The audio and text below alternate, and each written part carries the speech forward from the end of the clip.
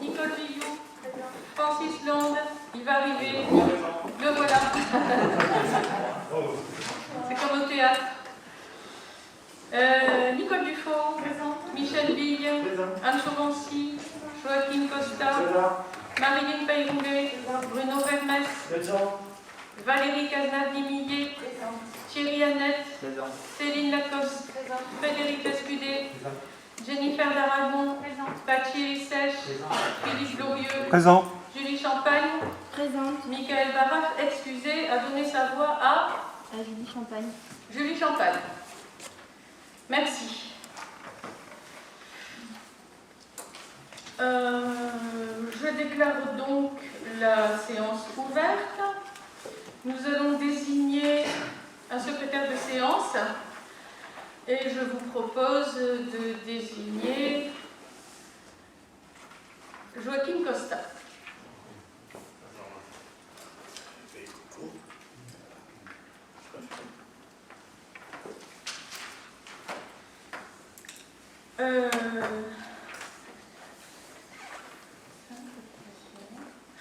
Nous devons d'abord approuver le compte-rendu du dernier conseil municipal qui remonte à la date du 7 décembre 2020.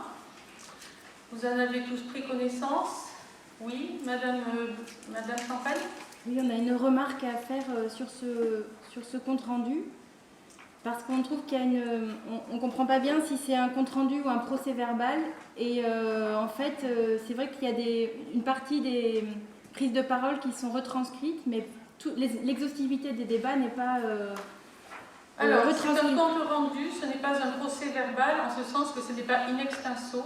Ouais. Et c'est un compte-rendu qui s'efforce de résumer, à partir de la décision finale, les grandes lignes, la grande ligne directrice qui a mené à cette décision finale. Mais non, nous ne reprenons pas tous les propos parce que dans certains cas, dans certaines questions, ça serait très très très long et nous n'avons pas de secrétariat pour opérer ce genre de choses. Ça avait été fait lors du premier conseil municipal. Absolument, nous l'avons fait, nous avions fait cet effort-là qui a pris des heures, pour ne pas dire des journées, et qui, au moment où nous l'avons adopté, ne vous convenait quand même pas. Donc nous avons décidé de faire, comme on a toujours l'habitude de le faire, ici en tout cas, et dans beaucoup de communes, de faire le résumé et surtout de reporter le vote du conseil municipal. À ce moment-là, on demande... Parce que sinon, on n'aura jamais fini. Il faudra faire de ligne extenso, il faudra demander à une sténotypiste de prendre tous les contenus, de tout reprendre, tout réécrire, tout corriger, tout relire. C'est un vrai travail, c'est un métier, un travail. Et nous n'avons pas dans nos communes, dans les petites communes, il n'y a pas qu'à Mazères, les moyens de procéder comme ça. Donc ce qui compte, c'est que les administrés puissent prendre connaissance du vote du conseil municipal pour chaque question, mais pas nécessairement de tout reprendre. À ce moment-là, du coup, on aimerait bien qu'on s'en tienne à un compte-rendu et que ne soient pas retranscrites des paroles à la première personne, comme c'est le cas si c'est pas un procès-verbal à ce moment. Voilà. À quelle première personne? La mienne? J'ai dit je. Mais ne comptez pas sur moi. Enfin bon, il y a plusieurs exemples. Voilà. Si c'est un compte-rendu, on aimerait qu'on se tienne. Eh bien, on sera encore plus résumé. Voilà, soit c'est un compte-rendu, soit c'est un procès-verbal. C'est un compte-rendu, monsieur. Alors il y a les décisions, stop, point barre. Voilà. Merci. Eh bien oui, ce sera beaucoup mieux pour nos services qui les pauvres. Voilà. Voilà, c'était tout. Et donc votre Alors, contre. Donc je le mets au vote. Est-ce qu'il y a des contre? 2 contre, 3. Y a-t-il des abstentions? Qui est pour? Tous les autres sont pour. Je vous remercie. Je vous propose donc d'étudier les délibérations inscrites à l'ordre du jour. Puis, après l'ordre du jour, nous terminerons la séance par des questions diverses. Tout d'abord, je vais vous présenter le relevé des décisions qui ont été prises depuis le 7 décembre dernier en vertu des délégations d'attribution qui m'ont été accordées par le conseil municipal, comme il se doit en vertu de l'article L 2212-22. Premièrement, il s'agit de la vente de la remorque des services techniques. Nous avons décidé, pas du jeu, surtout que c'est pas moi, nous avons décidé de vendre une vieille remorque affectée au service technique qui n'avait plus d'utilité depuis plusieurs années, qui n'était plus en état de rouler pour un montant de 400 €. Deuxièmement, nous avons procédé à des travaux de modification des aménagements de sécurité sur l'avenue de la République pour un montant de 450 € hors taxe, dans le cadre du marché de voirie avant de commande que nous avons passé avec l'entreprise de l'AFI. Pour ceux qui ne seraient pas au courant de ces menus travaux, enfin menus aménagements, il s'agit de la réduction d'une chicane devant un accès piéton au domicile d'un riverain. Ensuite, il s'agit de la passation et de l'attribution du marché des assurances de la commune, le lancement d'une consultation pour le renouvellement du marché des assurances de la commune a été effectué pour la période 2021-2025. Le marché a été attribué comme suit. Lot numéro 1, garantie multirisque. La SMACL, c'est le nom de la société d'assurance, qui est spécialisée d'ailleurs en assurance pour les collectivités territoriales. La SMACL pour un montant de 6 481,02 €. Lot numéro 2, protection juridique. La SMACL encore pour un montant de 573,47 €. Lot numéro 3, véhicules à moteur, la SMACL pour un montant de 1830,29 €. Et enfin, lot numéro 4, assurance auto des collaborateurs, Groupama, pour un montant de 100,03 €.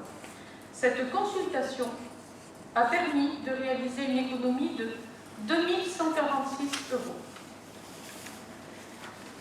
Quatrièmement, la conclusion du bail d'un bail non soumis au statut des baux commerciaux en raison de sa courte durée.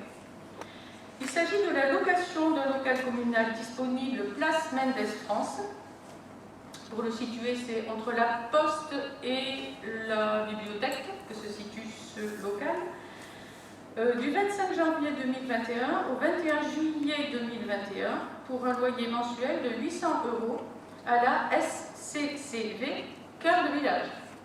Vous avez tous compris, il s'agit de la société qui procède à la commercialisation des logements du projet Cœur de Village et donc qui est installée à cet endroit-là pour avoir un pied-à-terre, si je puis dire, pour la commercialisation.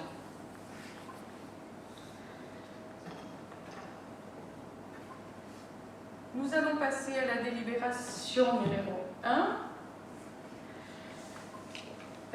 Il s'agit de votre avis, d'un avis, c'est pas un vote, c'est un avis sur le pacte de gouvernance entre la communauté d'agglomération Pau Béarn-Pyrénées et les communes membres. Je vais vous donner la lecture de la délibération et je suppose que vous avez tous lu la pièce jointe qui est le pacte de gouvernance lui-même. Donc je vous informe que l'article L 5211-11-2 du Code général des collectivités territoriales dispose qu'après chaque renouvellement général des conseils municipaux, le président de l'établissement public de coopération intercommunale inscrit à l'ordre du jour de l'organe délibérant un débat et une délibération sur l'élaboration d'un pacte de gouvernance entre les communes et l'établissement public. Si l'organe délibérant de l'EPCI décide de l'élaboration d'un pacte de gouvernance, il l'adopte dans un délai de 9 mois à compter de l'installation du conseil communautaire, après avis des conseils municipaux des communes membres. Il s'agit d'un document volontariste de la part de la communauté d'agglomération de Pau Béarn-Pyrénées, un document volontariste car non obligatoire, libre dans sa forme et ses dispositions, qui permet de poser en début de mandat le mode de gouvernance de l'EPCI, ainsi que ses ambitions partagées avec les communes membres. Le conseil communautaire de la communauté d'agglomération de Pau Béarn-Pyrénées a pris acte, déjà, lors de sa séance du 28 janvier 2021, du débat sur l'élaboration de ce pacte de gouvernance et a décidé de son élaboration. Conformément à l'article L 5211-11-2 du Code général des collectivités territoriales, il appartient au conseil municipal de chaque commune de rendre un avis sur ce document dans un délai de 2 mois à compter de sa transmission. Il est donc proposé au conseil municipal, après en avoir délibéré, d'émettre, c'est ce que je vous propose, un avis favorable sur ce document. Alors, qui donne un avis favorable? Je vous vois. Qui s'abstient et qui s'oppose? Nous, on s'abstient. Ouais, c'est pareil. Oui, nous, on peut dire un mot. Vous pouvez dire un mot, il sera résumé dans le procès verbal. Dans le compte rendu. Ouh là là. On vous écoute. Voilà. Non, il n'a pas lieu d'être mis dans le compte rendu, puisque c'est un compte rendu. Donc c'est juste l'abstention ou le vote défavorable. Nous, on regrette un peu le manque d'informations. C'est un avis. C'est un avis. Nous regrettons le manque d'informations sur le règlement intérieur de ce pacte de gouvernance. Il n'apparaît pas dans les informations que vous nous avez fait passer. Alors, on se demande aussi sur la partie de l'organisation interne du CAPBP, où il y a normalement les directeurs généraux de service. Est-ce que nous, M. Domenech, en fait partie, puisque pour les communes de moins de 2000 habitants, c'est un secrétaire normalement de général de service. Voilà. On ne sait pas trop si là, nous sommes présents. Après, nous, dans le chapitre Conseil de développement du pôle métropolitain Pays de Béarn, on se questionne sur les termes démocratie participative, donc quel est le périmètre d'action. Et démocratie participative, ça veut dire que les citoyens sont présents, donc ce n'est pas expliqué, sous quelle forme et dans quel périmètre, et qui siège donc, et sur quel choix. Et sur le terme développement durable, qui est tout de même galvaudé, oxymorique, on se pose aussi des questions. Voilà, Madame le maire, c'était nos questionnements. Très bien. Écoutez, je prends note de vos questions.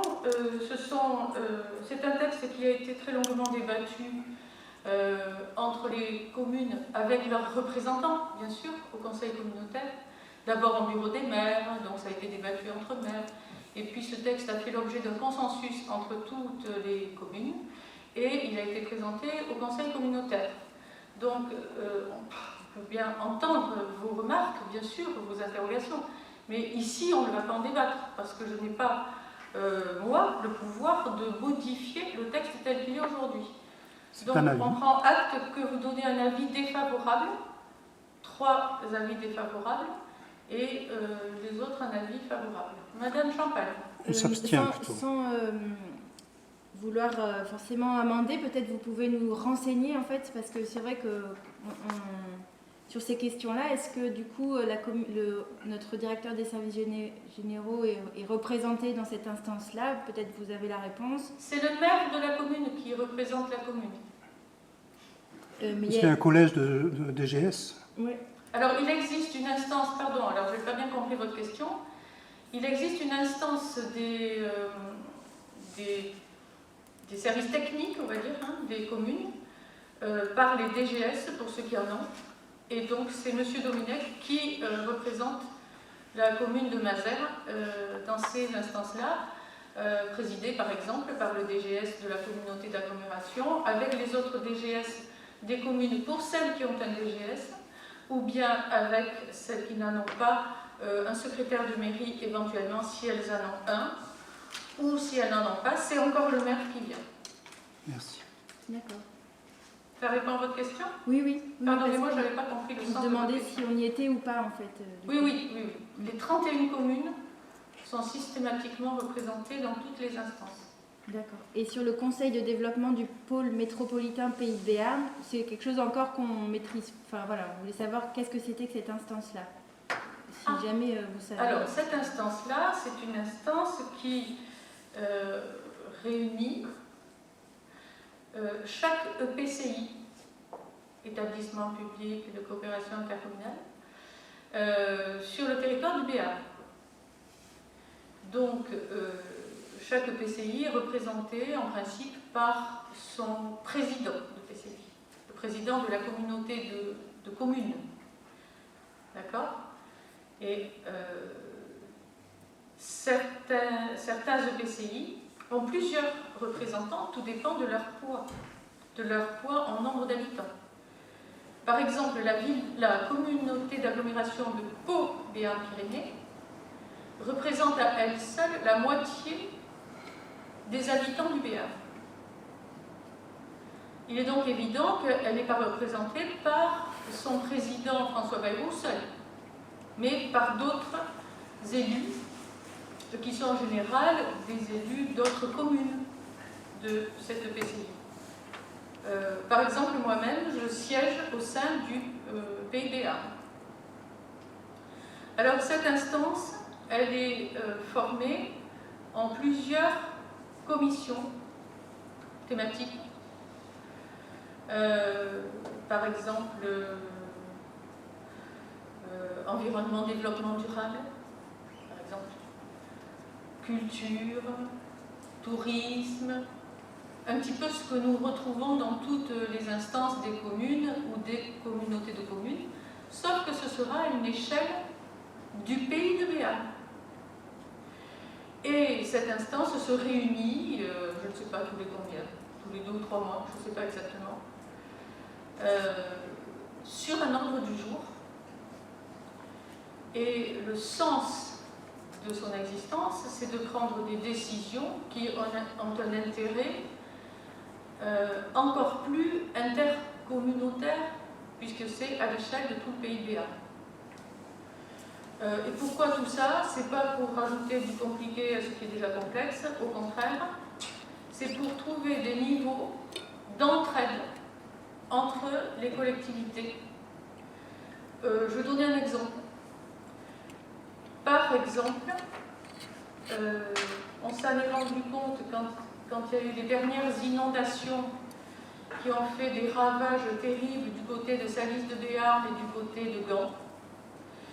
Eh bien, on se disait, tiens, Gand, c'est dans la communauté d'Aglo, ça va, on a des moyens, on se connaît, on se téléphone, on s'appelle, le maire de Gand peut appeler le maire de Pau et dire j'ai de l'eau dans la cave de la je sais pas quoi.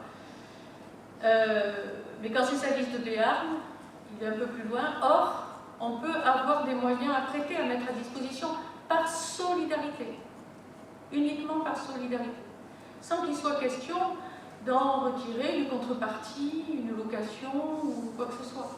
C'est le type d'exemple. Donc le Pays de Béarn, il a pour vocation la solidarité territoriale de l'ensemble des collectivités EPCI du Pays de Béarn.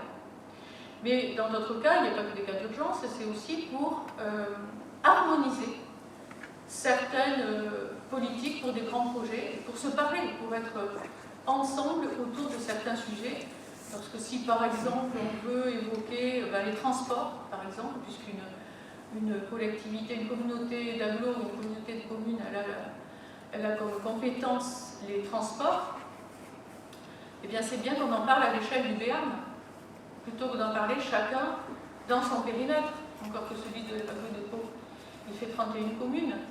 Donc ça fait un grand périmètre et ça fait encore une fois la moitié de la population du Béarn. Mais quand on est une collectivité un peu plus petite, c'est bien d'avoir l'occasion d'aller discuter avec les autres collectivités voisines et de partager ses soucis, ses inquiétudes, ses idées ou ses projets pour qu'ils deviennent ceux d'une communauté un peu plus large, qui est à l'échelle du Béarn. Et qui ne vient pas marcher sur les compétences du département, puisque le département lui-même, il a d'autres compétences. Il y a eu beaucoup d'articles dans la presse locale qui ont relaté la formation de ce pôle métropolitain, parce que ça s'appelle pôle métropolitain au sens de la loi, hein, pour ce qui est du fonctionnement officiel. C'est celui d'un pôle métropolitain. C'est la loi qui l'a appelé comme ça. Nous, en Pays de Béarn, ce ne sont pas tellement un pôle métropolitain, c'est même tout le contraire, plutôt un pôle métro-rural. Voilà. Et donc, il y a eu beaucoup de papiers dans la presse qui ont été publiés. Et puis, il existe aussi un site internet Pays de Béarn. Vous pouvez aller le voir, le consulter, et vous y trouverez beaucoup plus d'informations que les petits exemples que je viens de vous citer. Bien. Je ne sais plus où on en était. Donc on avait voté pour ce projet de délibération 01, c'est fait. C'est un avis, bien sûr, c'est pas un vote. Je vous remercie. Nous allons passer à la délibération numéro 2. Le renouvellement de la convention temporaire de mise à disposition d'un agent pour le ménage de la crèche Larzérou, et je donne la parole à Nicole Billou. Projet de délibération numéro 2/2021, renouvellement de la convention temporaire de mise à disposition d'un agent pour le ménage de la crèche d'Anzéro. Le maire rappelle à l'Assemblée que depuis le 1er janvier 2019, conformément aux délibérations concordantes du Conseil communautaire de la CAPBP et du Conseil municipal de Mazères-le-Jon, le multi-accueil La Ozéro, situé 5 bis rue Jules Ferry à Mazères-le-Jon, a intégré la liste des EAJE, établissements d'accueil des jeunes enfants, reconnu d'intérêt communautaire et transféré à la communauté d'agglomération Pau-Béarn-Pyrénées. Toutefois, afin d'assurer efficacement une continuité du service opérationnel entre la gestion communale et intercommunale à compter du 1er janvier 2019, il a été convenu que la commune continuerait temporairement d'assurer pour le compte de la CAPBP, dans le cadre d'une convention bilatérale spécifique, la mission de ménage au sein de l'ERJE La Ozéro. Les charges étant comptabilisées et facturées annuellement à la CAPBP au vu d'un état récapitulatif. Conformément à l'article 17 de l'ordonnance numéro 2015-899 du 23 juillet 2015 relative au marché public, ce type de convention peut être conclu sans mise en concurrence ni publicité préalable. Aussi, une convention initiale a été signée pour une durée de 2 ans qui s'est achevée le 31 décembre 2020.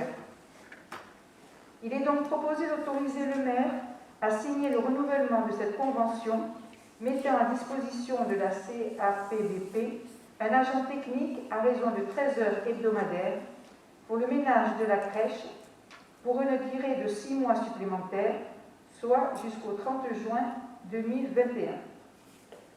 Au-delà de cette date, la CAPBP prendra directement en charge la gestion de cette mission. Il est donc proposé au Conseil municipal d'autoriser Madame le maire à signer une convention avec le président de la CAPBP pour le renouvellement de la mise à disposition d'un agent communal à raison de 13 heures hebdomadaires en vue d'assurer la mission de ménage au sein de l'EAJE La Ozéro jusqu'au 30 juin 2021. Merci. Merci Nicole. Jusqu'au 30 juin, sauf si on souhaitait renouveler la convention pour ce mois de plus. Hein. Ça reste encore possible. Enfin, nous espérons que nous n'aurons pas besoin. Y a-t-il des questions? Alors, y a-t-il des oppositions? Des abstentions? Qui est pour? Très bien, je vous remercie, c'est voté à l'unanimité. Merci beaucoup. Projet de délibération numéro 3, classement dans le domaine public d'une partie de la rue Jules Ferry. Je vais demander à Roger Pédefous de nous présenter cette délib, s'il vous plaît.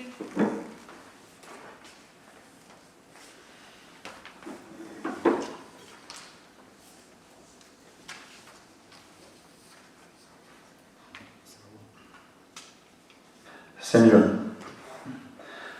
Projet de délibération numéro 3, classement dans le domaine public d'une partie de la rue Jules Ferry. Le maire expose à l'Assemblée qu'une partie de la voie communale Jules Ferry n'a pas été classée dans la voirie communale et est toujours comprise dans la parcelle communale cadastrée AX98. Cette portion de voie relie la route départementale dite du Général de Gaulle et le début de la voie communale Jules Ferry à la voie communale dite Louis Barthou. Elle dessert actuellement de nombreux services, écoles maternelles et élémentaires, cantines scolaires, bibliothèques, crèches, centre social ou encore le bureau de poste. Un géomètre est intervenu pour délimiter la portion de voie et établir un document modificatif du parcellaire cadastral. Il en ressort qu'une superficie de 5189 m² doit être prélevée sur la parcelle AX98 pour être intégrée dans la voirie communale. Il précise que la portion de voie pourrait ainsi être incorporés et classés dans la voirie communale, ce qui ne nécessite désormais plus d'enquête publique. L'article L. 141.3 du Code de la voie routière dispensant des classements et des classements des voies communales, sauf lorsque l'opération a pour conséquence de porter atteinte aux fonctions de desserte ou de circulation assurées par les voies, ce qui n'est pas le cas ici. Le maire demande au conseil municipal de se prononcer sur cette opération et de décider donc de classer une superficie de 5189 m² de la parcelle AX98 dans la voirie communale, conformément au plan parcellaire ainsi annexé, qui était dans ce que vous avez reçu. Préciser que cette portion de voie portera la dénomination de rue Jules Ferry, dans la continuité de la portion déjà existante, et charger le maire de procéder aux démarches nécessaires à cette opération, notamment de mettre à jour le plan et le tableau de classement des voies communales.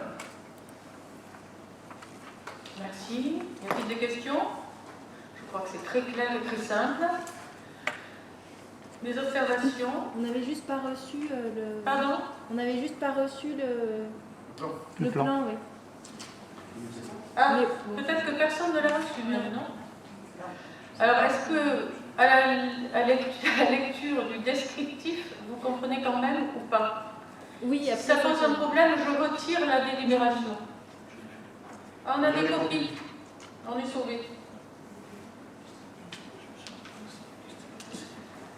Alors, on marque une petite minute de pause.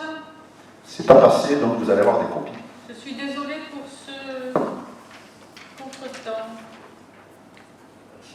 En fait, ça ne change absolument rien, si ce n'est qu'on va régulariser une situation qui aurait dû l'être il y a 40 ans, et personne ne s'était rendu compte jusqu'à aujourd'hui que cette situation n'avait pas été régularisée. Ce qui est bien, c'est qu'on est sûr que ce n'est pas à cause de nous. Il y a 40 ans. Voilà, donc ça n'a rien changé puisque la commune a toujours procédé aux travaux de voirie qu'il fallait faire, les a financés, etc. etc. C'est des choses qui arrivent. C'est arrivé d'ailleurs dans d'autres quartiers de la commune où on a eu l'occasion de voir. Mais c'est pas étonnant maintenant qu'on sait comment ça se passe. Quand il y a des travaux qui sont faits quelque part, les délais administratifs pour prendre en compte les ventes entre un vendeur, un acheteur, le cadastre, les hypothèques, ça prend des années. Alors pour peu qu'il y ait un changement d'équipe entre-temps, il peut arriver aussi que le témoin ne soit pas passé, ou pas, je sais pas. Enfin, de toute façon, c'est la faute à personne. Hein. C'est comme ça. Et un jour, on finit par s'en rendre compte, c'est très bien, on peut y arriver. Est-ce que je vous laisse encore regarder? Vous avez les réponses à vos questions? Il s'agit bien de la rue Jules Ferry. Jules Ferry, la rue des Écoles. Elle est en pointillé sur le plan qu'on vous a distribué. D'accord. Enfin, c'est la partie du milieu qui est en pointillé et qui faisait l'objet de ce nouveau tracé à travers les autres parcelles qui permettait de desservir de part et d'autre les écoles dans un premier temps et puis après les autres bâtiments communaux, centre social, poste, bibliothèque, etc. Voilà, et donc c'était en pointillé depuis tout ce temps. Bon, il n'y a pas d'autres questions? On peut passer au vote? Qui est pour? Très bien, pas d'opposition, pas d'abstention, c'est voté à l'unanimité. Je vous remercie. Nous allons passer à la suivante, numéro 4, si je ne me trompe pas dans le numéro. Et Bruno Vermès va nous présenter une avance sur la subvention communale d'équilibre qui est versée au CCAS. Projet de délibération numéro 4, versement d'une avance sur la subvention communale d'équilibre attribuée au CCAS. Le Centre communal d'action sociale de la commune est une personne morale de droit public qui dispose d'une personnalité juridique qui lui est propre. Son exécutif, le conseil d'administration et son budget spécifique sont des éléments de cette personnalité. Pour pouvoir fonctionner, cet établissement public perçoit toutefois chaque année une subvention d'équilibre qui lui est allouée sur les crédits de la commune. Cette dotation est allouée en raison de la mission de service public qui lui est confiée par la commune pour le traitement de l'aspect action sociale sur le territoire communal. Cette subvention d'équilibre est inscrite au chapitre 65, compte 657 362 du budget communal. En ce début d'année, notre CCAS a besoin, pour pouvoir fonctionner rationnellement, de disposer de crédits suffisants car il ne dispose pas de trésorerie. Il est primordial que le CCAS puisse disposer de subsides propres lui permettant de fonctionner dans l'attente du vote du budget primitif de la commune. Les règles de la comptabilité et des finances publiques autorisent la commune à verser une avance dans la limite de la somme allouée l'année précédente. Le montant de la subvention allouée en 2020 étant de 3 285 €, il est proposé à l'Assemblée d'attribuer au CCAS une avance d'un montant de 3 000 € dans l'attente du vote du budget primitif. Ce montant sera repris et éventuellement ajusté lors du vote du budget primitif 2021 en fonction des besoins qui seront communiqués par le CCAS après l'adoption de son budget qui doit intervenir le 30 mars prochain. Il est donc proposé au conseil municipal d'allouer au CCAS une avance sur la subvention annuelle d'équilibre pour un montant de 3 000 €, de préciser que cette avance sera reprise et éventuellement ajustée lors du vote du budget primitif 2021, en fonction des besoins qui auront été communiqués par le CCAS lors du vote de son budget pour mener à bien les missions qui lui sont confiées.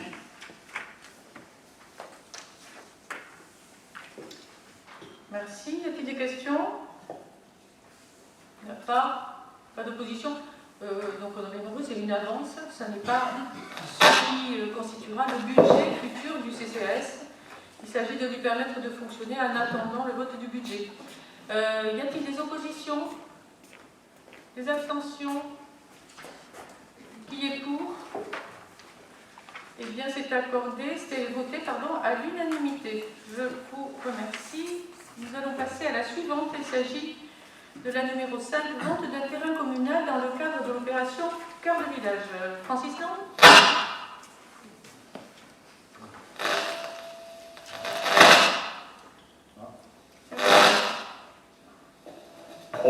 Projet de délibération numéro 05-2021. Tiens. Donne ça, il faudra appuyer. Ça va arriver. Ok, désolé. Tu vas voir, il est super. C'est la première fois que je m'en sers. D'accord. Ça fait 6 ans qu'on l'a. Projet de délibération numéro 05-2021. Vente d'un terrain communal dans le cadre de l'opération Cœur de Village.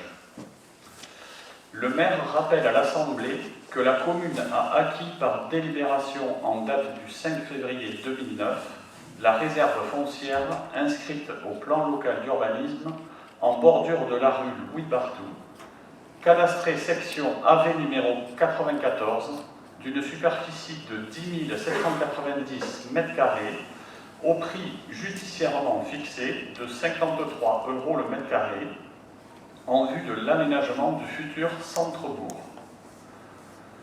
Par délibération en date du 27 novembre 2009, elle a également acquis, en complément, la parcelle cadastrée section AV numéro 95 d'une superficie de 454 m² est nécessaire à l'élargissement de la rue Louis Barthou au même prix de 53 € le mètre carré, soit un montant total d'acquisition de 595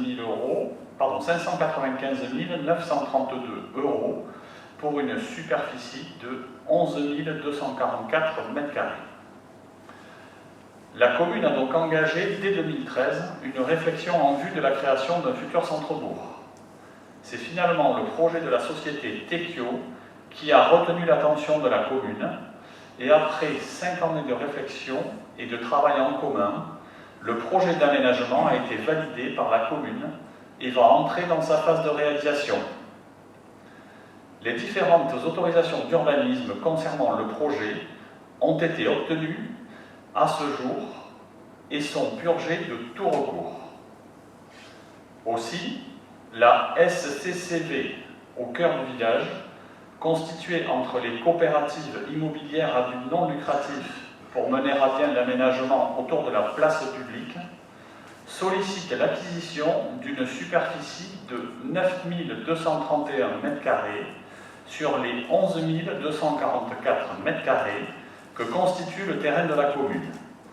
Les 2013 m² restants étant consacrés à l'aménagement de la place publique qui sera réalisé directement par la commune. La SCCV propose un prix d'acquisition de 558 860 € hors taxe, qui correspond à un prix de vente de 60,54 € le mètre carré, afin de réaliser la desserte de l'opération et la construction d'une partie des logements. Aussi, il est proposé au conseil municipal, après en avoir délibéré, de décider la vente d'une superficie de 9 231 m² pour un montant de 558 860 € hors taxe, soit 60,54 € le mètre carré, à la SCCV au cœur du village. D'autoriser Madame le maire à signer l'acte de vente correspondant et tous les documents s'y rapportant avec la SCCV au cœur du village, aménageur de l'opération. Merci. Est-ce qu'il y a des questions? Je pourrais peut-être même apporter. Oui. Alors allez-y, posez vos questions. Allez-y. Du coup, est-ce que vous pouvez nous repréciser ce que couvre la partie aménagement de la place publique qui du coup... Pardon, répétez parce que je n'ai pas entendu le début de la question. Est-ce que vous pouvez nous repréciser ce qui est dans la partie place publique qui sera en fait du coup, si j'ai bien compris, qui sera transférée en maîtrise d'œuvre à la commune, c'est ça? Qui sera gardé, qui sera conservé en maîtrise d'œuvre. Et du coup, ça correspond à... Quelle surface? Surface, quelles infrastructures et quelles... enfin voilà. Est-ce que ça comprend les halles, la place, les bancs, la Tout à fait. Enfin, voilà. Alors, donc, comme ça vient d'être présenté, hein, c'est une parcelle au total de 11 244 m² qui est vendue à la société SCCV partiellement puisqu'elle ne prendra que 9 231 m² sur ces 11 244, parce que dans cette parcelle, on va découper, réserver 2013 m² que la mairie se réserve, ne vend pas, et qui correspondent au périmètre de la place centrale du village. Avec les... place centrale qui sera aménagée. Je vais y revenir dans un instant. Tant que je suis sur le terrain, je précise aussi que ces 9 231 m² ne représentent pas la totalité de la réserve foncière sur laquelle sera bâti ou seront bâtis les logements par la SSCV Cœur de Village. Car il y a tout le fond de la parcelle qui correspond à 1,5 m² qui est vendu directement par le propriétaire à la société SCCV Cœur de Village. Et donc, l'opération Cœur de Village, elle se construit, elle se bâtit, elle s'aménage sur 2,5 hectares en tout. Mais seulement 1 hectare sur ces 2,5 hectares sont la propriété actuelle de la commune qui avait acheté ce terrain en 2009, en février 2009, comme c'est écrit sur la délibération. D'accord? Alors, s'agissant de... Si jusque-là ça va, je continue avec la place du village. Donc, sur la place du village, comme vous le savez, comme vous l'avez lu dans la communication qui a été publiée, notamment dans la presse, mais également dans la lettre que j'ai adressée à tous les Mazérois, sur le site internet de la commune, cette place du village, elle a vocation à être le lieu de convergence de tous les quartiers de la commune. Elle est géographiquement très centrale dans le village et elle permettra sur son périmètre d'installer des services à la population. Parmi ces services à la population, par exemple, un café, brasserie et autres services comme le service du relais poste, comme la presse, comme les buralistes, dans un seul commerce, seraient installés sur la place du village. Également, nous espérons, de tous nos voeux, on travaille, installer aussi un cabinet médical, modeste, hein, ce n'est pas du tout les maisons de santé que l'on voit fleurir dans les villes de la périphérie ou dans les cantons, dans les chefs-lieux de canton. Un cabinet médical pour 4 ou 5 professionnels de santé. Il y aura, et ça c'est sûr et certain, l'installation du RAM, le relais d'assistante maternelle, du sud-est de l'Aglo, un service pour toutes les assistantes maternelles de toutes les communes qui sont au sud-est de l'Aglo, de Gand à Meillon, en passant par toutes les communes du sud-est. Il y aura, nous l'espérons, c'est pas encore complètement sûr, mais nous avons la sollicitation d'une micro-crèche privée, ce qui serait un dispositif très intéressant parce qu'il n'y a pas d'autres crèches dans le secteur autour de Mazères. Et il y a une très forte demande pour la crèche Lausero et tout le monde ne trouve pas de place. Donc un dispositif supplémentaire, mais d'ordre privé, hein, qui ne serait pas une crèche intercommunale et encore moins communale, pourrait intéresser, et en tout cas un organisme est intéressé pour venir s'installer là. Et enfin, il y aura, c'est sûr, une petite halle, j'ose pas dire les halles, comme vous l'avez dit, parce que ça se veut beaucoup plus modeste, une petite halle qui servira à accueillir un petit marché de producteurs locaux, hebdomadaires, à abriter quelques manifestations culturelles, festives. Je ne sais pas moi, on peut imaginer le départ du carnaval des écoles, ou l'arrivée, ou les deux. On peut imaginer tout un tas de choses comme ça, ou pourquoi pas un vide-grenier, le départ du trail, non, ils sont trop nombreux au trail. Mais enfin, des choses comme ça, voilà. Une petite halle. Et il y aura également la construction par la commune d'une petite salle modeste, une petite salle communale, qui pourra avoir des usages variés qu'il faudra définir. Hein, pour l'instant, voilà. On n'en est pas au niveau du règlement d'utilisation, hein, on est loin.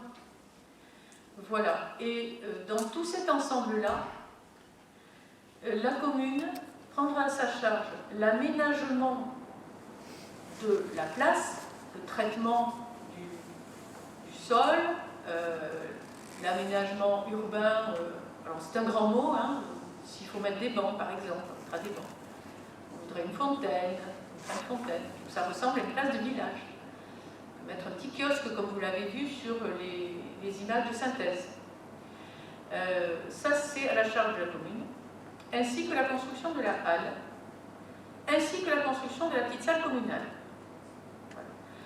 Tout le reste, le commerce multiservice, le cabinet médical, le RAM, la microcrèche et tout l'aménagement de tout le reste, eh bien c'est à la charge de la SSCV.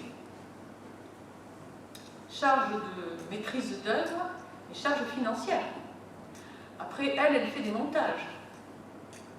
Elle fait des montages avec d'autres partenaires. Parce qu'il ne faut pas oublier qu'en plus de la SSCV, il y a un autre partenaire majeur qui est le bailleur social Pau Béarn Habitat, qui aura l'aménagement, la construction des logements sociaux locatifs sur ce même site et qui prendra en charge un certain nombre de travaux. Oui, Monsieur Glorieux? Oui, sur l'utilisation du capital issu de la vente du terrain, est-ce que ça va venir en solde d'un crédit? En solde d'une dette, je sais pas. D'une dette. Oui, ça va venir rembourser un emprunt. Tout à fait. La totalité? C'est une bonne question, oui. Ouais. La totalité ou en partie Une partie, parce que l'emprunt n'est pas encore complètement remboursé, et nous le verrons prochainement, puisque nous allons étudier le budget de la commune. Donc on fera la proposition de réutiliser différemment la dette, ou de la renégocier, renouveler. Vous savez que les taux d'emprunt ont beaucoup baissé, encore pour le moment. Donc ce sera un sujet qu'on abordera lors de la prochaine commission des finances préparatoire au vote du budget au prochain conseil municipal.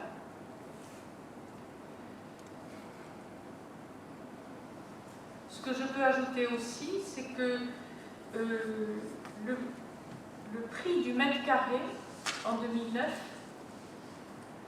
auquel nous avons acheté ce terrain, s'est levé en 2009 à 53 € le mètre carré.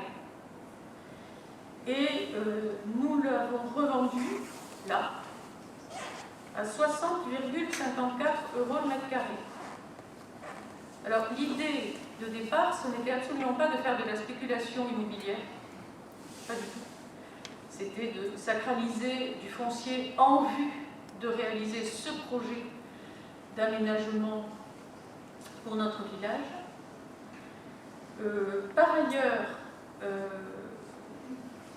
nous ne sommes pas obligés, vu la taille de notre commune, de recourir à une estimation des domaines pour revendre ensuite le terrain à son prix, mais nous l'avons fait quand même. Et nous avons donc revendu à 60,54 € le mètre carré, quand les domaines nous ont indiqué une valeur de 60,02 le mètre carré. Donc vous voyez, on a quand même plutôt bien négocié et bien évalué le prix que l'on pouvait demander à la SSCV pour lui vendre ce terrain. Nous avons donc fait une plus-value de 69 617 €. C'est une opération très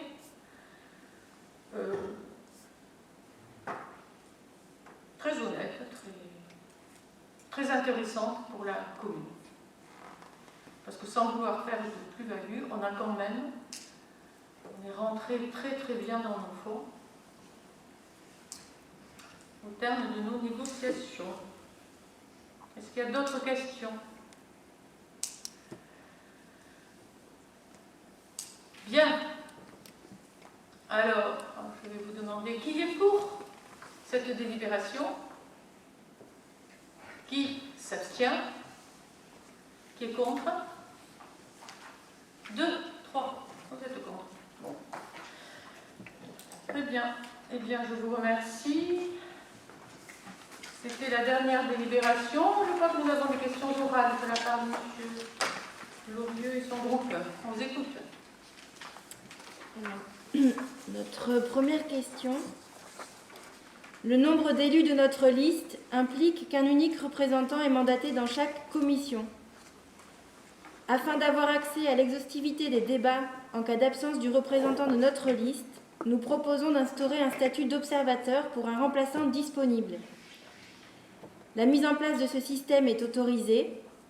À nos yeux, cela n'entraînerait aucun désagrément pour les autres membres de la commission et irait dans le sens de la complétude des débats à travers la collaboration et l'accès à l'information des élus. Afin de formaliser ce fonctionnement, nous voyons là une occasion de faire évoluer le règlement intérieur tel que cela a été proposé lors de son vote. Nous proposons d'amender ce règlement intérieur par l'article « Chaque conseiller aura la faculté d'assister en sa qualité d'auditeur aux travaux de toute commission autre que celle dont il est membre, après en avoir informé son président 3 jours au moins avant la date de la réunion. » Merci. Vous le savez, comme il se doit, le mandatement de chaque élu a été voté en début de mandat. Comme il se doit, en tout état de cause, toute modification doit passer par une modification du règlement intérieur et ensuite par une délibération pour modifier la composition des commissions. Mais je vais être franche avec vous. Si cela devait arriver, peut-être faudrait-il prévoir aussi d'autres modifications dans le règlement intérieur, comme par exemple un délai plus long pour le dépôt des questions diverses ou des vœux ou des motions. Parce que ce n'est pas en les envoyant à 22h50 la veille du délai réglementaire qu'il peut être envisagé d'inscrire la question à l'ordre du jour. Alors que vous avez été informé de la date de ce conseil municipal, puisqu'il s'agit d'aujourd'hui, depuis 3 semaines. Par ailleurs, je ne vois pas l'utilité d'envoyer un observateur, alors que tous les membres d'une commission, y compris les absents, reçoivent, comme il se doit, un compte-rendu de la commission dans laquelle ils siègent. Alors, un observateur qui va être là, se taire, regarder, écouter et rien dire, peut très bien lire le compte-rendu. Alors pour le moment, pour aujourd'hui, je propose de laisser passer un peu plus de temps. Ça fait moins d'1 an que nous sommes installés en conseil municipal. De laisser passer un peu plus de temps pour laisser vivre notre règlement intérieur, ainsi que le fonctionnement des commissions, dont je vous fais observer que vous connaissez les dates aussi suffisamment longtemps à l'avance, et pas seulement dans le strict délai légal, comme il se doit.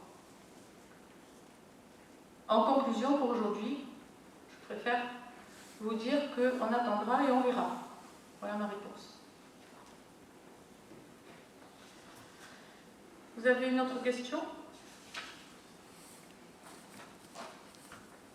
Nous souhaitons fortement que la commune s'engage dans une démarche de territoire à énergie positive, qui consiste autant à faire des économies d'énergie qu'à produire des énergies renouvelables. La commune a déjà commencé cette démarche en entamant la modernisation de son parc d'éclairage public et en mobilisant des bonnes pratiques, notamment par le passage au LED. La période actuelle limite fortement les déplacements piétons et cyclistes de minuit à 5 h du matin, et les rares véhicules circulant à cette heure sont équipés de phares et peuvent rouler en toute sécurité. Serait-il possible d'expérimenter une extinction de l'éclairage public entre ces horaires, minuit et 5 h du matin par exemple, dans l'ensemble du village ou sur certains axes et quartiers? Alors pourquoi éteindre l'éclairage public en cœur de nuit? En plus des économies d'énergie et donc de deniers publics, l'extinction de nuit s'inscrit également dans une démarche environnementale avec la diminution de la pollution lumineuse. L'éclairage public non maîtrisé a en effet un impact sur la biodiversité et peut perturber des écosystèmes. Nous souhaiterions bien sûr que cette expérimentation s'accompagne d'un bilan et d'une réflexion sur l'éclairage public. Aussi, nous adjoignons les questions suivantes afin d'avoir un diagnostic éclairé de nos installations.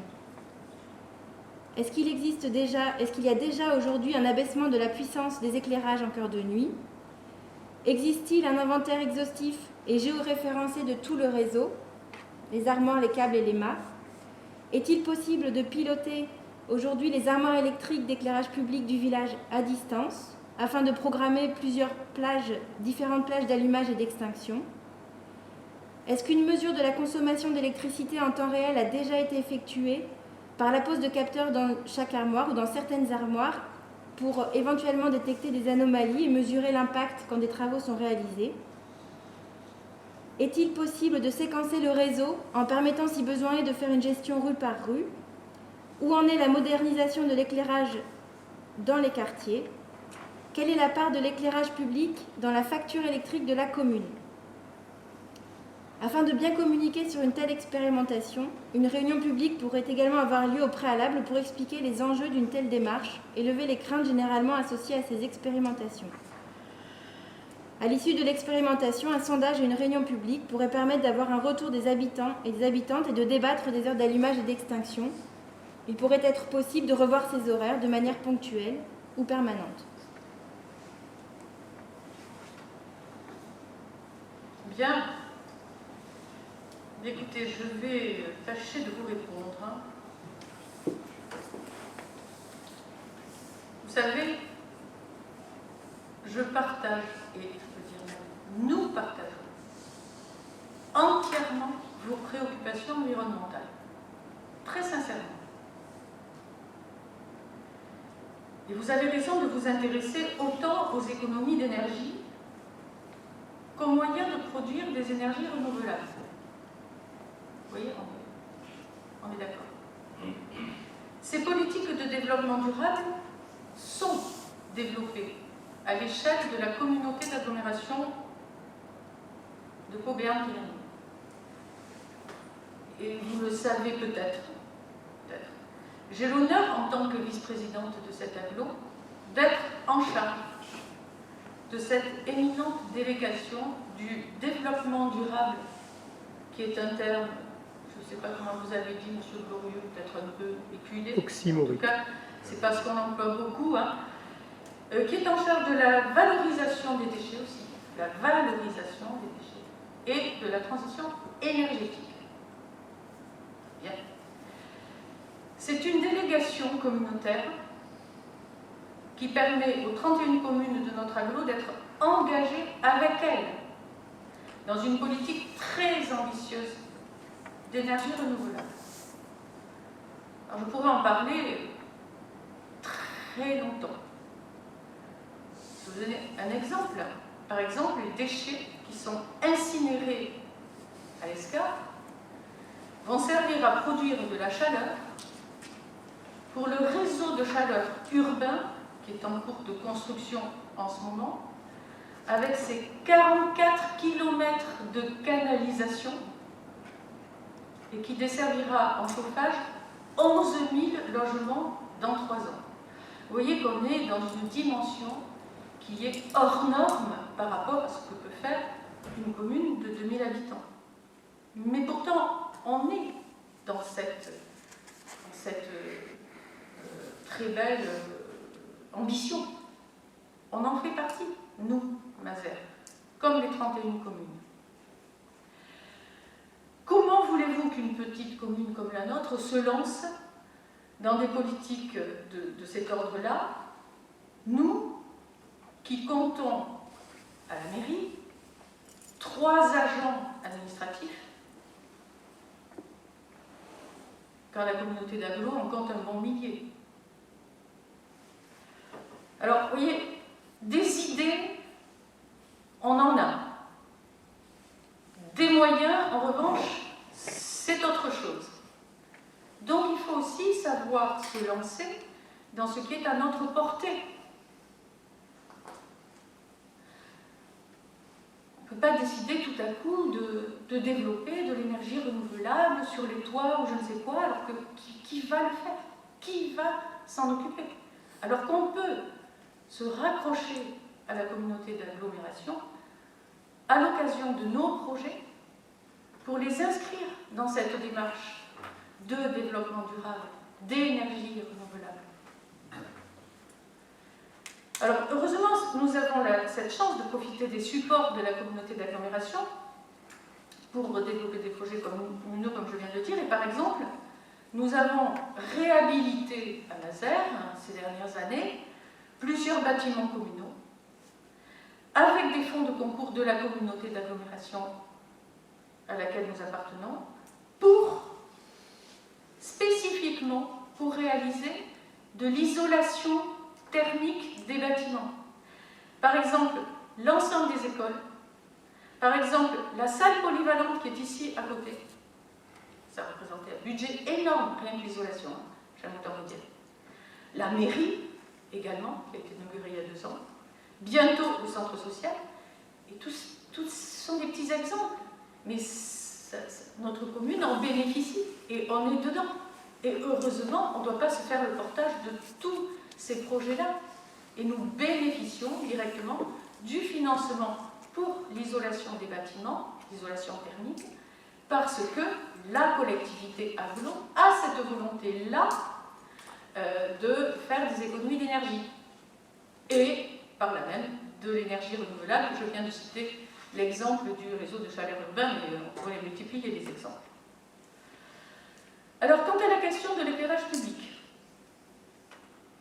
eh bien, figurez-vous que nous n'avons pas attendu à Mazères qu'elle devienne, pardonnez-moi l'expression, à la mode, parce que c'est vrai qu'on en parle beaucoup maintenant, pour nous en préoccuper.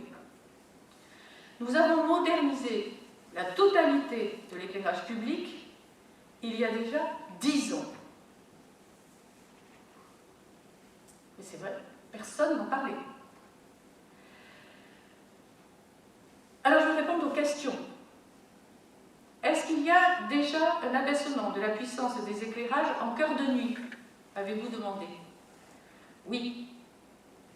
Grâce à un système qu'on appelle la bipuissance et qui permet de réduire la tension d'alimentation électrique de 30% et qui est réglée de 23h à 5h du matin, environ. Ce système nous a permis d'économiser beaucoup d'énergie, comme le permettent aujourd'hui les LED. Mais c'est un système qui nécessitait des ampoules qu'on appelait des ampoules bipuissance. Pourquoi pas des LED?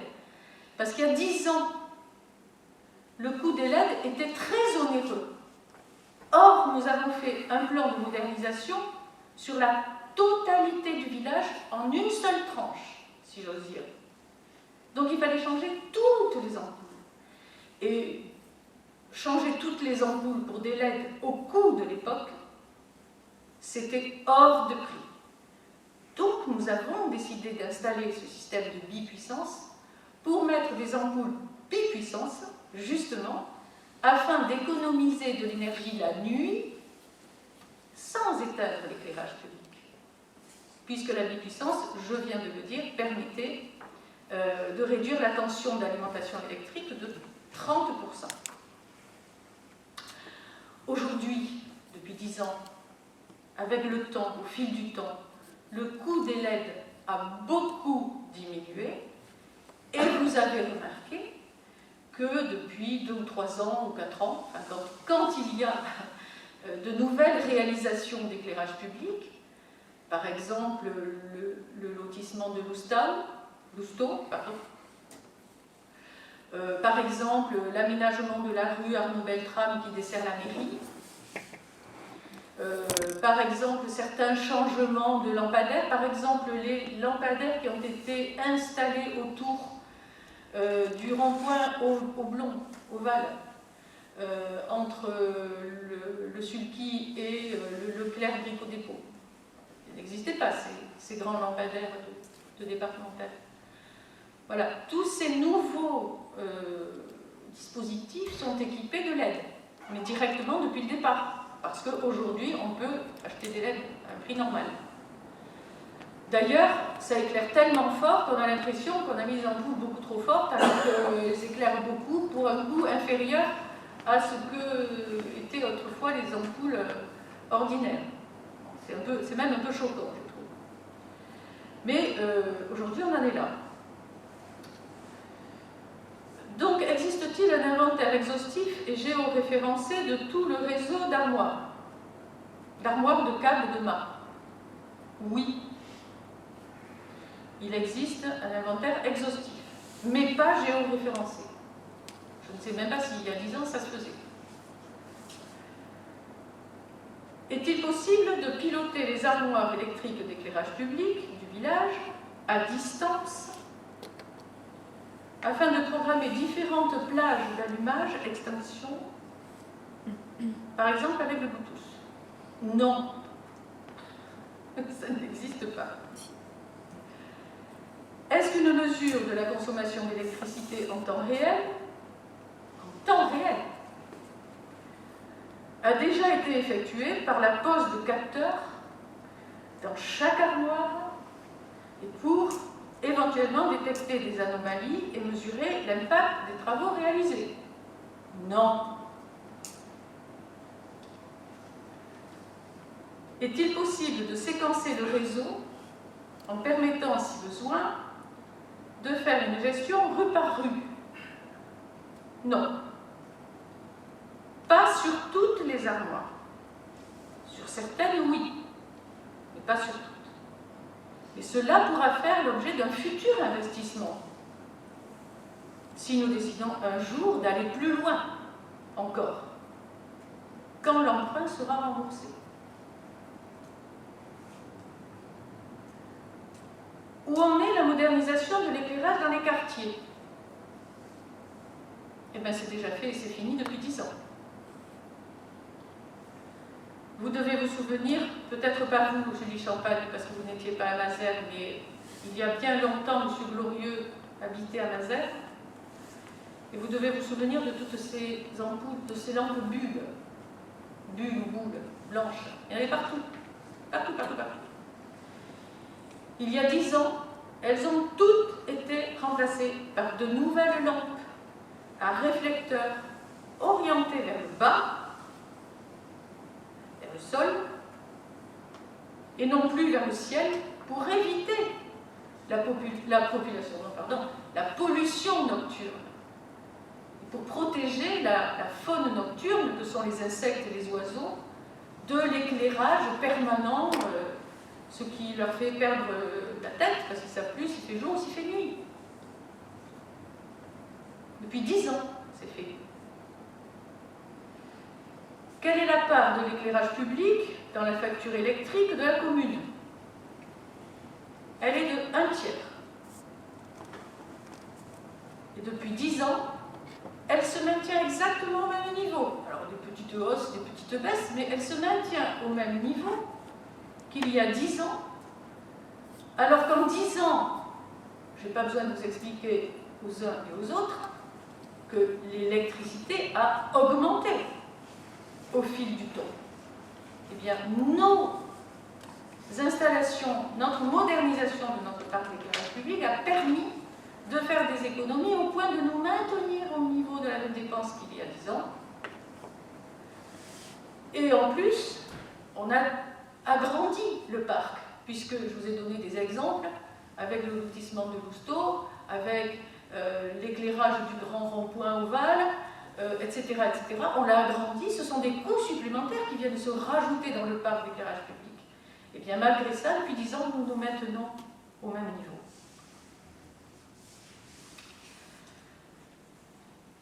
Alors, il y a une question que vous n'avez pas posée. Alors je vais la poser. Combien l'investissement de la modernisation de l'éclairage public a-t-il coûté? Vous savez peut-être, c'est pour ça que vous n'avez pas posé la question. Non, vous ne le savez pas. C'est quand même une question importante, et surtout une réponse importante. Donc en 2013, cet investissement, en 2013, a coûté à la commune 150 000 €. Voilà. Donc au Mazérois. Sur un emprunt de 20 ans. Donc aujourd'hui, on a fait la moitié du chemin. Il reste encore la moitié, à peu près, à payer. Mais pendant ce temps, on fait des économies d'énergie et des finances et de pollution nocturne. Donc on coche beaucoup de cases. Voilà, les choix de 2012. à Mazères pour une rénovation complète du parc d'éclairage public. C'était un choix politique, communal, que nous avons fait à l'époque. Personne n'en parlait, et même, je vais vous dire, il n'y avait pas d'aide. Les aides financières n'existaient pas. Il y en avait un tout petit peu, mais on passait au milieu. Et on a dit, tant pis, on va le faire. Parce que si on attend d'avoir des aides, pendant ce temps, on va gaspiller de l'énergie et des finances. Alors on l'a fait quand même. C'était un choix respectueux, donc, à la fois de l'environnement, de la qualité du service, puisque en réduisant la puissance la nuit, on a maintenu l'éclairage public partout pour assurer la sécurité des biens et des personnes.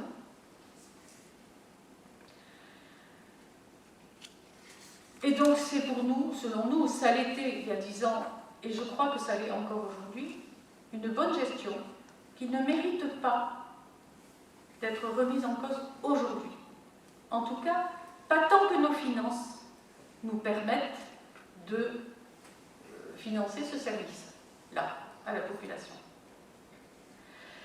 Mais si un jour, pour des raisons financières, on devait se poser cette question-là, et qu'on devait améliorer la rénovation, pourquoi ne pas aller jusqu'au bout de la rénovation des armoires électriques qui pourraient permettre, pourquoi pas, d'éteindre par quartier. Ou par quartier, je ne suis pas trop favorable, parce que qui dit quartier dit habitation. Mais, peut-être certains quartiers, tout en conservant, allumer l'éclairage public des grandes voies de circulation, départementales, enfin les grandes voies qui desservent les quartiers. Et puis peut-être à l'intérieur du quartier, on pourrait. Ça n'est pas possible partout, actuellement, en l'état des installations techniques et de la modernisation effective des armoires. Mais à l'époque, il aurait fallu aller beaucoup plus loin. Surtout que dans les 150 000 watts, je ne sais pas si c'est dans les 150 000 ou si on a rajouté d'ailleurs. Une fois que le parc d'éclairage public était lancé, on s'est rendu compte que toutes les armoires étaient vétustes. Et donc, on n'est pas allé par 4 chemins, on a tout modernisé, tout changé. On est reparti avec du neuf. Et ça, je ne sais pas si c'est dans les 150 000 ou si on avait... C'était pas 160 ou... On a dépassé, voilà, on a dépensé le budget qu'on s'était donné, parce qu'on a dit, on ne va pas mégoter, si vous me passez cette expression un peu simple, on va aller jusqu'au bout. Mais on a fait une modernisation des armoires au sens de la sécurité. Vous voyez, on n'est pas allé dans tous les gadgets possibles de Bluetooth et de comptage minute par minute de la dépense de l'électricité. Puis même si ça existait, ne comptez pas sur moi pour regarder le compteur bouger pendant la nuit parce que je préfère dormir. Voilà. Donc, oui, on peut se retrouver à ce stade-là. Maintenant que vous savez ce qui existe, que vous sembliez ignorer, maintenant que vous le savez, on peut se mettre d'accord sur la suite. Hein. Pourquoi pas, un jour, finir de rénover les armoires, mais il faudra chiffrer ce que ça coûte, pour voir comment on pourrait aller encore plus loin. Personnellement, je ne suis pas favorable à éteindre la nuit, parce que je me demande à quoi ça sert d'avoir un éclairage public si on éteint. L'éclairage public, c'est fait pour être allumé la nuit. Voilà. Dans la mesure où entre 11h du soir et 5h du matin, on est en bipuissance vraiment très très faible, 30% de moins de la tension électrique, on peut peut-être augmenter la plage, on peut peut-être faire 22h, 6h, pourquoi pas? Ça doit être possible, non, je crois, si je me souviens bien. Qui c'est qui était avec moi à l'époque? Je pense qu'on doit pouvoir élargir cette plage-là. En tout cas, ce qui est sûr, c'est que l'été, il fait nuit tard, vers 22h, on va dire, il fait jour très tôt, vers 5h. Autrement dit, en été, la consommation d'énergie est extrêmement faible parce qu'elle est quasiment en totalité. Moi, je pense que c'est carrément un référendum qu'il faut faire dans la commune. Parce qu'à la réunion publique, vous vous aurez une partie de la population, mais qui ne sera pas représentative de la population. Et peut-être même qui sera totalement déformée.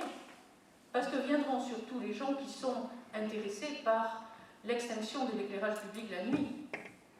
Mais tous nos aînés, toutes les personnes âgées qui ne sortent pas et qui ne viennent pas aux réunions publiques, elles ne vont pas venir, elles ne vont pas s'exprimer sur le plan. Donc moi, tant qu'à être transparente, je pense qu'il faut aller jusqu'au bout. Et il faut faire un vrai référendum communal.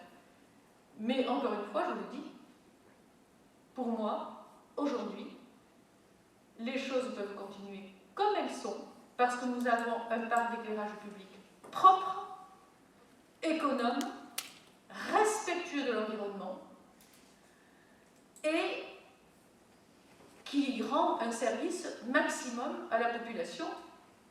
Et après tout, nos contribuables attendent aussi cela en retour. Hein. Payer les impôts, c'est aussi pour avoir un service. Donc voilà, c'est comme ça que je le vois. J'espère avoir répondu à toutes vos questions.